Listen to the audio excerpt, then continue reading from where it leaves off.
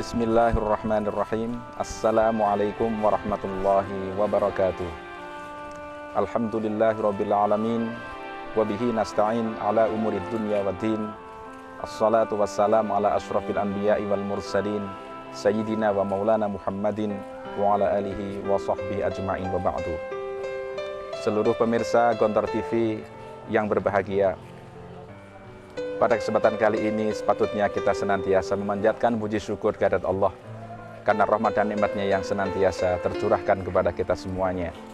Salawat dan salam mudah-mudahan senantiasa diberikan kepada Nabi kita Muhammad SAW, teladan utama umat manusia dalam kehidupan untuk menggapai kebahagiaan dan keselamatan dunia hingga akhirat. Pada kesempatan kali ini kami mencoba untuk menyampaikan sebuah renungan singkat tentang aktivitas yang setiap saat kita lakukan. Setiap saat kita mendengar azan, ada panggilan yang sangat istimewa diberikan oleh Allah kepada kita. Karena hakikat azan adalah seruan dari Allah Subhanahu wa Ta'ala untuk kita semuanya. Kita mendengar kalimat hayya 'alas shalah, kemudian dilanjutkan dengan hayya 'alal falah, yang artinya mari kerjakan salat, mari menuju kemenangan. Para pemirsa Gontor TV yang berbahagia, kalau kita renungkan, hakikat daripada seruan salat adalah seruan menuju kemenangan. Sekarang mari kita melihat bagaimana respon kita untuk memenuhi seruan menuju kemenangan. Apakah kita bersegera memenuhi seruan Allah menuju kemenangan? Ataukah kita bermalas-malasan, kita suka menunda-nunda waktu? Itu adalah cermin sejauh mana sebenarnya kita ini mendambakan kemenangan. Apabila umat Islam mendambakan kemenangan, itu akan tercermin ketika mereka bersegera memenuhi panggilan Allah. Mari salat, mari menuju kemenangan. Sebenarnya sudah sangat jelas sekali. Dalam surat Al-Mu'minun digambarkan di sana bahwa orang-orang yang beriman, yang beruntung, yang mendapatkan kemenangan adalah mereka yang khusyuk dalam sholatnya, mereka yang senantiasa memelihara waktu-waktu sholatnya. Qad aflahal mu'minun alladzina hum fi sholatihim khashi'un. Sungguh telah berjaya, telah beruntunglah orang-orang yang beriman, yakni orang-orang beriman yang khusyuk dalam sholatnya.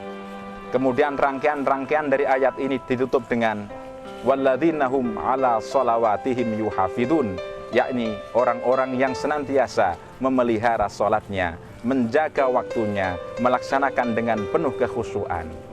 Ini adalah kata kunci pertama apabila kita semuanya mendambakan, mengharapkan kemenangan untuk kehidupan pribadi kita, ataupun keluarga kita, ataupun masyarakat kita.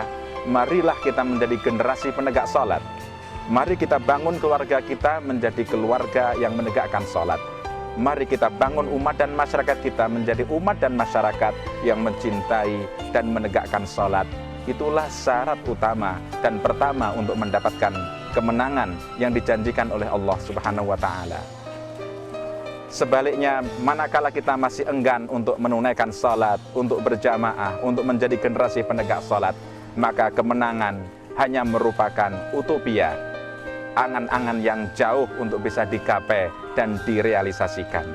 Para pemirsa Gontor TV yang berbahagia, tentu saja sholat yang diharapkan dalam ayat ini adalah sholat yang ditegakkan. Dalam surat Al-Ankabut ayat 46, Allah berjanji bahwa siapapun yang menegakkan sholat dengan benar, maka akhlaknya pun dijamin akan baik. Wa aqimis sholata innas sholata tanha 'anil fahsya'i wal munkar.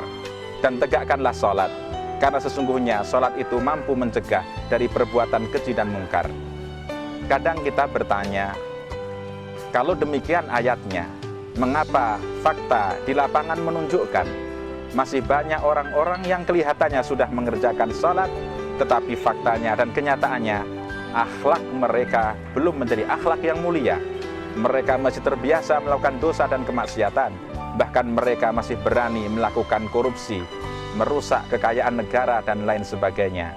Maka sejauh mana pengaruh sholat yang disebutkan dalam ayat ini sebagai memperbaiki akhlak yang luhur dan mulia. Hadirin, para pemirsa Gontor TV yang berbahagia, sebenarnya jawabannya sudah jelas.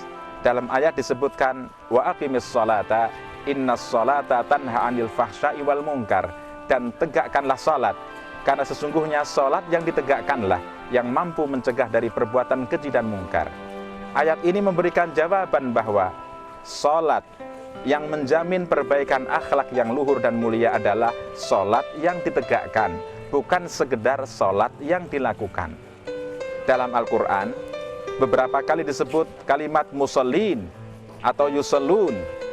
Kalimat sekedar yang artinya sekedar mengerjakan sholat ini untuk orang-orang munafik kebanyakan disebutkan. Contohnya, fawailul lil musallin. Maka celakalah bagi orang-orang yang sholat, tentu adalah orang-orang munafik. Alladzina hum an sholatihim sahun, yakni orang-orang yang lalai dari sholatnya. Mereka mengerjakan sholat, tapi mereka belum menjadi penegak sholat. Sungguh sangat sedikit orang yang mengerjakan sholat dibanding orang yang tidak mengerjakan sholat. Tapi lebih sedikit lagi mereka yang menjadi penegak sholat. Bagaimana kita termasuk generasi yang menegakkan sholat, yang termasuk muqiminas sholat? Yang pertama hendaknya, mari kita perbaiki sholat kita.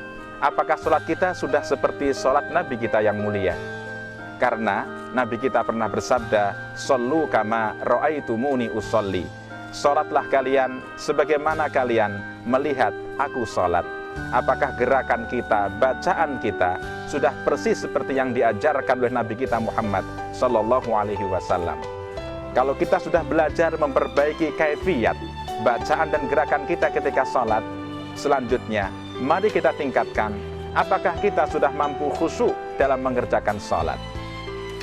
Khusyuk dalam sholat bisa dicerminkan dengan kehadiran hati kita ketika sholat. Bukan orang yang sholat sambil lalai.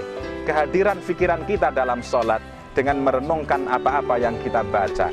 Kemudian juga kekhusyuan jawarih, anggota badan kita, sehingga tidak melakukan hal-hal yang di luar aktivitas sholat.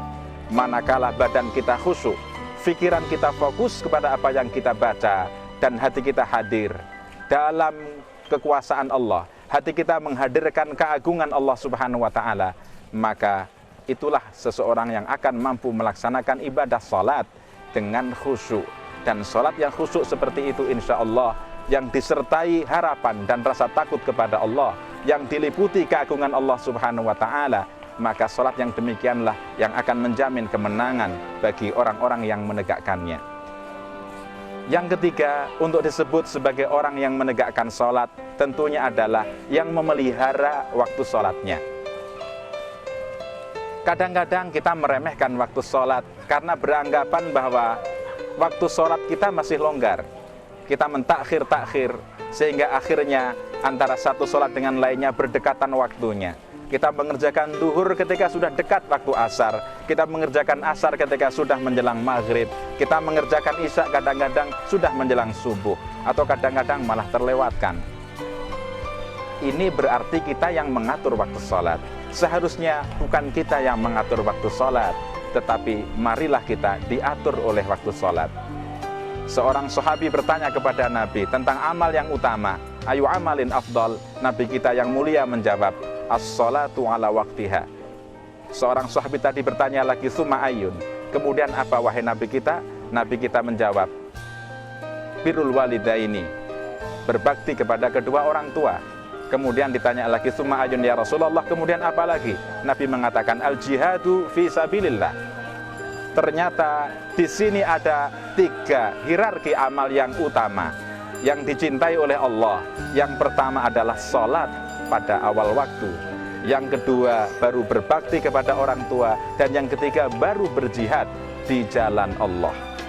Karena seorang yang mampu menjaga waktu sholat, sebenarnya dia juga berjihad terhadap dirinya sendiri setiap saat, menomorsatukan sholat, mengutamakan sholat.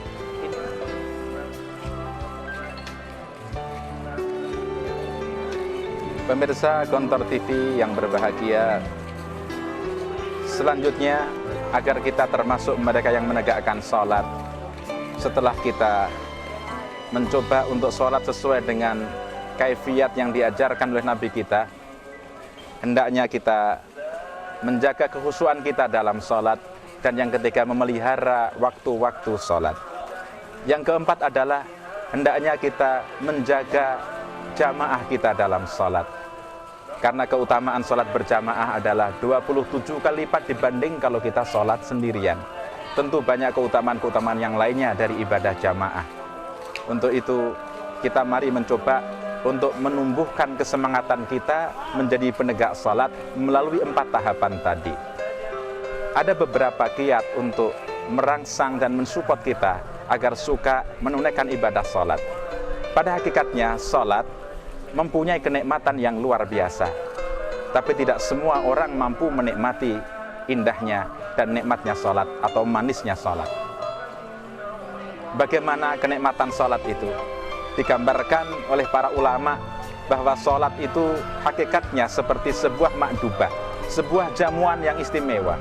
Kita gambarkan sebuah jamuan yang besar, berbagai macam makanan ada di sana, dan masing-masing makanan mempunyai cita rasa yang berbeda antara satu dengan yang lainnya. Dalam sholat ada tilawah, dalam sholat ada qiyam, dalam sholat ada tasbih, dalam sholat ada takbir, dalam sholat ada tahmid, ada tahlil, ada tasyahud, ada tahiyat, ada munajat. Dalam sholat ada istighfar dan taubat, yang masing-masing mempunyai cita rasa yang berbeda-beda. Seseorang ketika mampu menikmati sholat, dalam waktu takbir dia akan merasakan kenikmatan yang luar biasa. Ketika qiyam dan membaca serta tilawah, dia juga mempunyai cita rasa kenikmatan yang juga istimewa. Demikian pula ketika ruku, ketika sujud, yang merupakan puncak dari kenikmatan dari ibadah sholat yang dia lakukan. Kenikmatan-kenikmatan sholat ini sangat istimewa. Untuk itu hendaknya kita mencoba untuk bisa merasakan kenikmatan-kenikmatan dari ibadah sholat yang kita lakukan. Kalau seorang sudah merasakan nikmatnya ibadah sholat, maka sholat 5 waktu dirasa kurang, maka dia akan rajin mengerjakan sholat rawatib, sholat qobliyah dan sholat ba'diyah. Itu pun masih terasa kurang, sehingga dia akan perlu menambah lagi dengan sholat-sholat sunnah yang lain, semacam sholat duha, sholat malam dengan witirnya, dan lain sebagainya. Semua itu dia lakukan karena dia merasakan manisnya, indahnya, dan nikmatnya sholat. Nabi kita yang mulia ketika menikmati sholat malam berjam-jam, Siti Aisyah melihat beliau berdiri mengerjakan sholat, kemudian tertidur. Ketika Aisyah bangun masih melihat beliau berdiri sholat. Aisyah tertidur lagi, ketika terbangun dan terjaga tetap masih melihat beliau berdiri sholat. Sehingga menjelang subuh, kaki beliau mulai bengkak-bengkak. Aisyah bertanya, "Wahai Rasulullah, kenapa Anda sholat dengan memaksakan diri seperti ini sampai bengkak-bengkak kaki Anda?"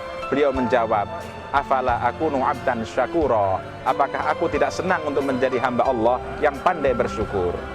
Artinya beliau sangat menikmati manisnya dan nikmatnya salat, sehingga tidak terasa kaki beliau menjadi bengkak. Demikian pula Ali bin Abi Thalib, dalam sebuah peperangan terkenalah panah di dalam badannya. Tentu ketika akan dicabut terasa sakit sekali, maka Ali punya kiat kepada teman-temannya ingin mencabut anak panah tersebut. "Wahai teman-temanku, tunggulah saya berwudu, tunggulah saya sholat. Ketika aku sedang menikmati sholat, silahkan kamu cabut. Aku lebih merasakan nikmatnya sholat daripada sakitnya anak panah ini." Demikianlah orang-orang terdahulu, generasi salaf para sahabat, mereka sangat menikmati sholat. Mari kita mencoba untuk menikmati sholat, dan mari kita mencoba untuk menjadi penegak sholat. Kita awali ketika adzan berkumandang, hayya 'alas shalah, mari sholat, hayya 'alal falah, mari menuju kemenangan. Hendaknya kita bersegera. Mudah-mudahan dengan demikian kenikmatan sholat akan mampu sama-sama kita rasakan, dan kita menjadi hamba-hamba Allah yang menegakkan sholat. Itulah pangkal kemenangan dan kejayaan bagi umat Islam ini. Aku qouli hadza, wassalamualaikum warahmatullahi wabarakatuh.